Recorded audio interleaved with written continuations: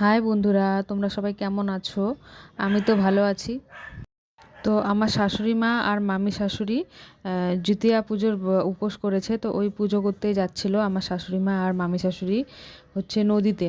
তো আমার মেয়ে ও আর আমি যাচ্ছি ওনাদের সাথে। তো অনেক দূর যাওয়ার পরে টোটো পাচ্ছিলাম না, হেঁটে হেঁটে যাচ্ছি। তো আমার কোল ব্যথা হয়ে মানে হাত ব্যথা হয়ে গেছে আমার মেয়েকে নিতে নিতে। তো তারপরে ওকে মার সাথে বললাম একটু হাঁটু হাঁটু করো। তো এই যে ও হেঁটে হেঁটে যাচ্ছে। তারপরে ফাইনালি অনেক দূর হাঁটার পরে একটা টোটো পেলাম। টোটো পাওয়ার পরে চলে গেলাম সিধা নদীতে, মহানন্দায়।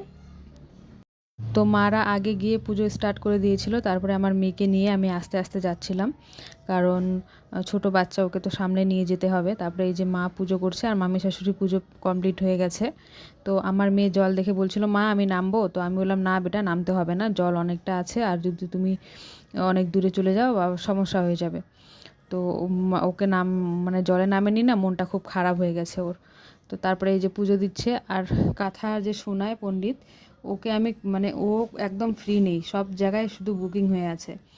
তারপরে ফাইনালি একটা কাঁথা শোনার জন্য একজন পুরোহিত পেলাম। তো মাকে আর মামি শাশুড়িকে বসিয়ে দিলাম কাঁথা শোনার জন্য। আর আমার মেয়ে তো আইসক্রিম দেখলে আইসক্রিম লাগবে, খেলনা দেখলে খেলনা লাগবে, তো ওকে একটা হচ্ছে আইসক্রিম কিনে দিলাম। আমি বললাম, এখানে বসে খাও, আর এই যে দাদিরা কথা শুনবে, তুমি এখানে চুপ করে বসে থাকবা। তো ও তো চুপ করে বসার মেয়ে না, এদিক ওদিক ভাগাদৌড়ি করবে। আর ওখানে সিঁড়ির মতো ছিল, আমার খুব ভয় লাগছিল কিছু হয়ে গেলে আবার আমার বরের কাছে বোকা শুনবো। তাই আমার সাথে সাথে নিয়ে নিয়ে ঘুরছিলাম। আর এই যে মামি শাশুড়ি কিছু খুঁজছিল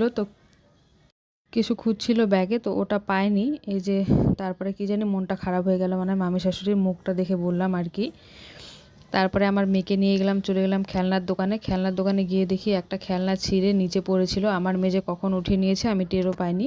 তারপরে দোকানদারটা বলল, এটা আপনার মেয়ের ছিঁড়ছে, আপনাকে নিতে হবে। তো আমি বললাম, ঠিক আছে দাদা, আমি নিয়ে নিচ্ছি, আপনি চিল্লাহাল্লা করবেন না।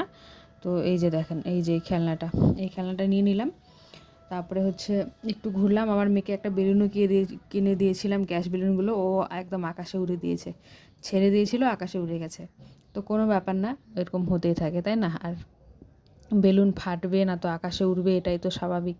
তারপরে এই যে দেখো কত ভিড়, অনেক ভিড় ছিল। দুদিন পড়ছিল দেখে কম ভিড়, নাহলে কিন্তু অনেক ভিড় ছিল। তো আমার মেয়ের এই খেলনাটা খুব পছন্দ, ওকে কিনে দিলাম। তারপরে চলে গেলাম বাড়ির উদ্দেশ্যে।